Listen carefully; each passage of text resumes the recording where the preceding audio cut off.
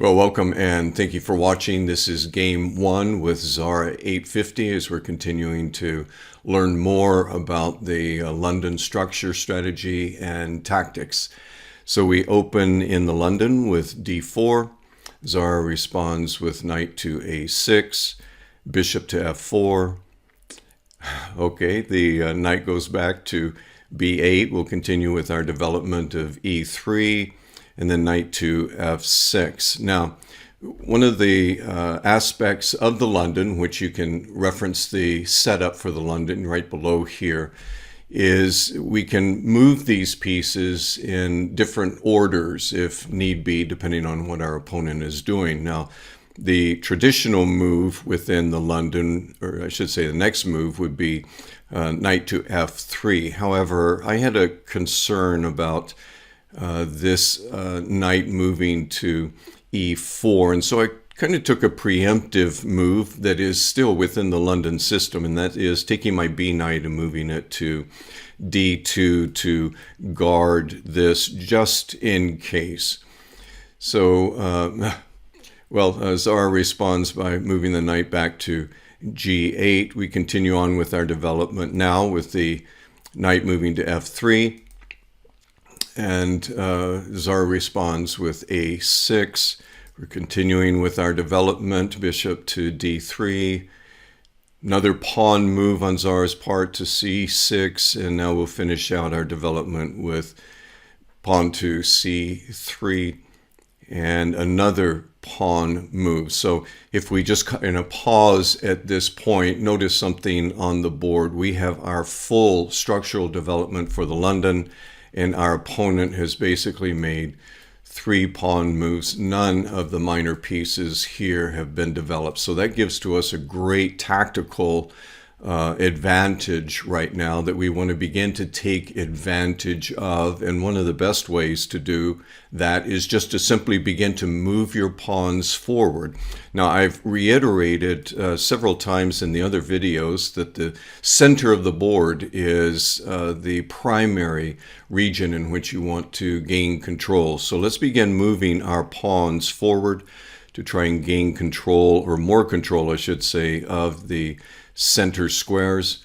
Another pawn move to a5. We can now move our c pawn up to c4, gaining even more influence over the center squares. Now, having moved our c pawn from c3 to c4, we do need to make note that we have opened up this corridor for the dark square bishop to come down and possibly put our king in a compromising position. It's just something to be aware of.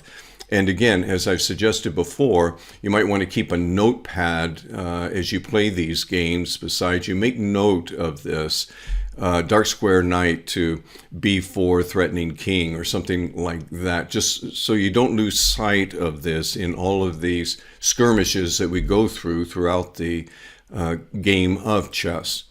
So we are going to continue another pawn move to f6. And if you notice, whenever this f pawn of the king moves forward, it usually opens up this potential corridor for our queen to come to h5 and put pressure upon our opponent's king. So once again, you might want to make a note of that on your notepad just to have that as a reference. We're not going to do it right now, but at least it's a potential for future attack. So we're going to respond by moving this pawn forward, instigating some kind of conflict here in which we have, 3 ways to Sunday to take back should this f-pawn take our e-pawn.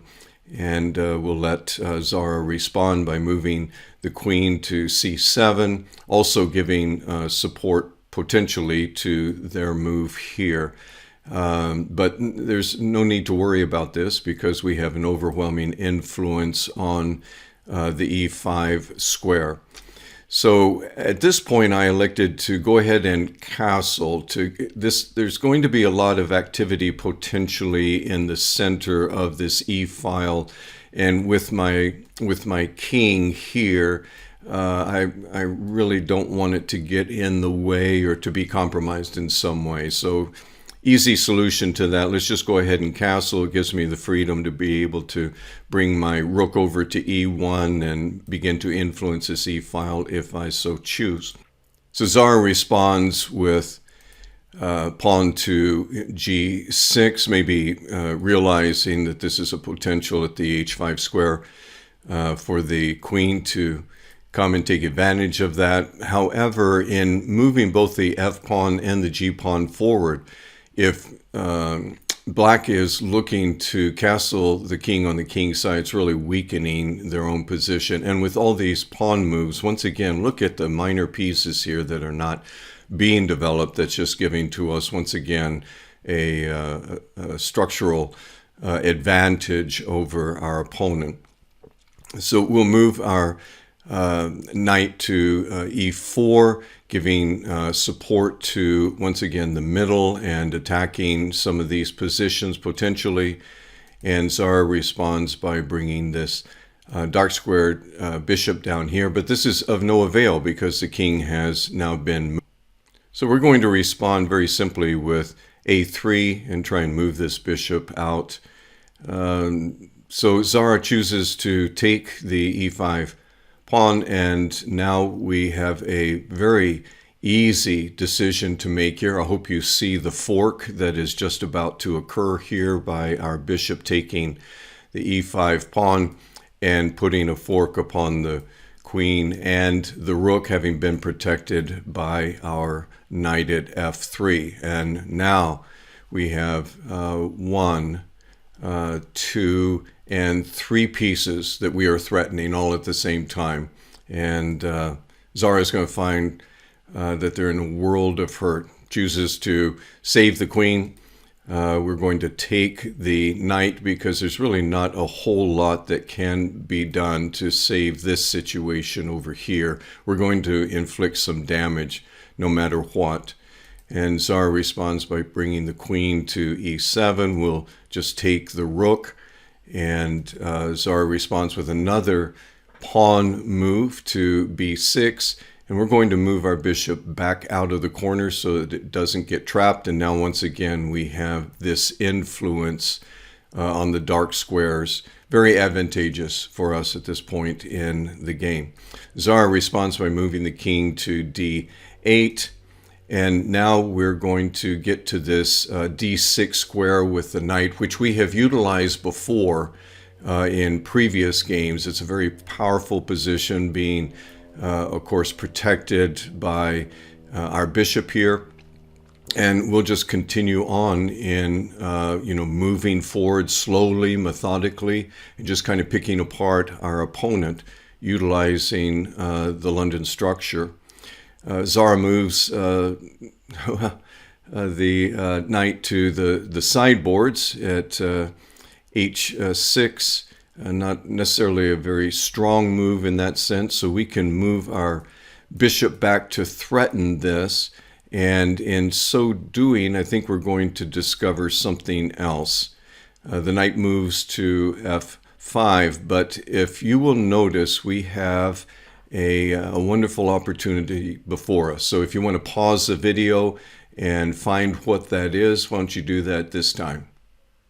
Okay, let's look at a very simple move of taking this bishop to the g5 square and pinning the queen to the king. And this is not an envious position to be in for Zara. And they're going to lose their queen here. Zara responds by taking the knight at d6, and so we will take the queen. A wonderful exchange for us. King moves to c7, and now, if you will notice, we're cutting the king off gradually from any retreat. I'm just going to leave this bishop right here. There's no need to move it at this point. I have plenty of other pieces by which to attack with and to move forward, along with a nice pawn structure here, and we will try to just corral the king in this area on this side, or this quadrant, I should say, of the chessboard. So let's move the C pawn up to C5, putting pressure on the knight, and the knight moves to safety. We still have this influence and this influence with the pawns to take.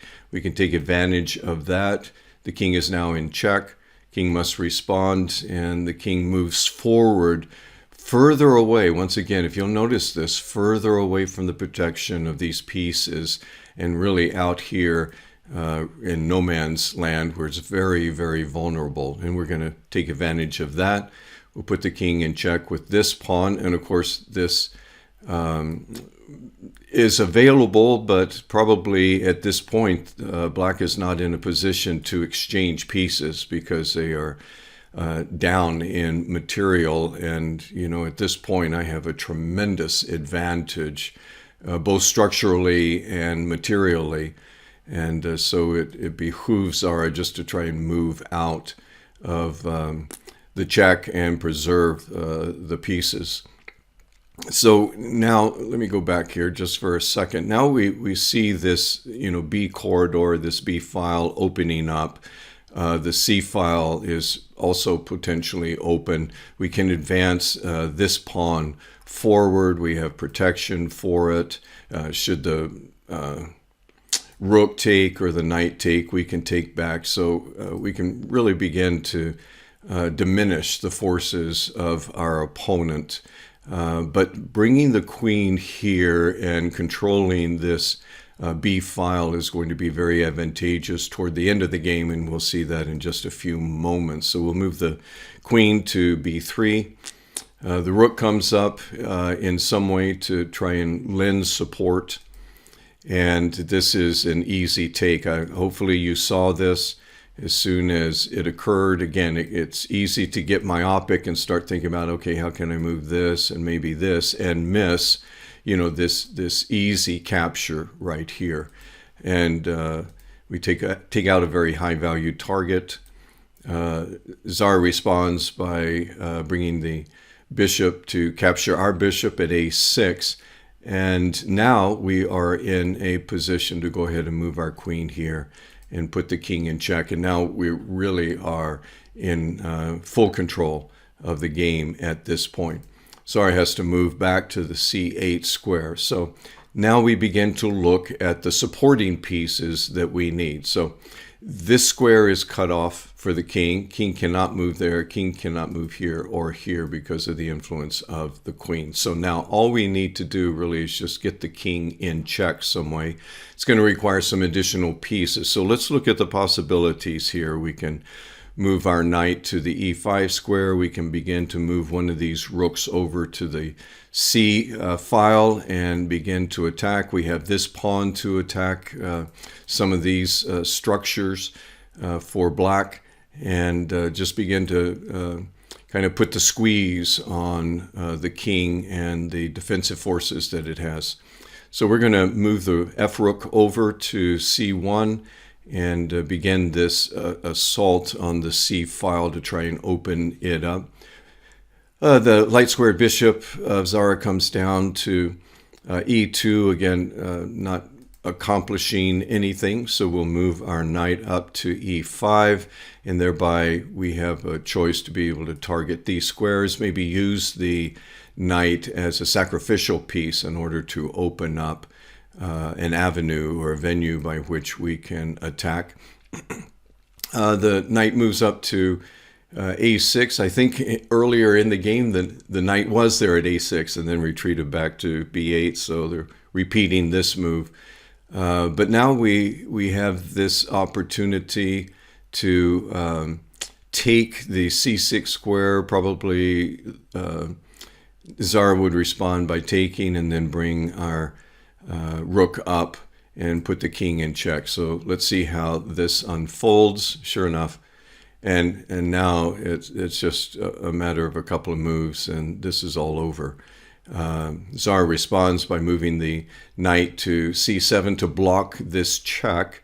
And once again, these squares are not availed for the king to escape. The king does have this square, however, but we can cut that off very easily by moving our rook over to D6. Zara responds by moving the H pawn to H6, and now we are just one move away from checkmate. If you don't see that already, pause the video, and I'll give you just a moment in which to see it. One move to checkmate. Okay, very simply, this is it. Move the rook to D8, and now the king is in check with no means of escape. So one of the things I would like to note is to go back to the very beginning of this and see really where did the demise of our opponent occur. And it was all at the opening, in the opening structure. So you can see here how we are fully developed within the London system. And I think there's one more move, sure. And our opponent has moved 3 pawns here. And whenever this occurs within a game, and this usually happens with the lower rated bots at chess.com, you take advantage of it. You start moving material forward and begin to break down the defenses, what little defenses there are, and then it puts our opponent in a very weak position. So just remember that. One of the values, once again, of the London system, if our opponent doesn't respond accordingly, and I would say properly, in order to defend its position, we can take advantage of it very quickly. So I hope you enjoyed this video. Review it once again. We're going to move on to game 2 with Zara 850. Hope to see you in the next video. Thanks for watching.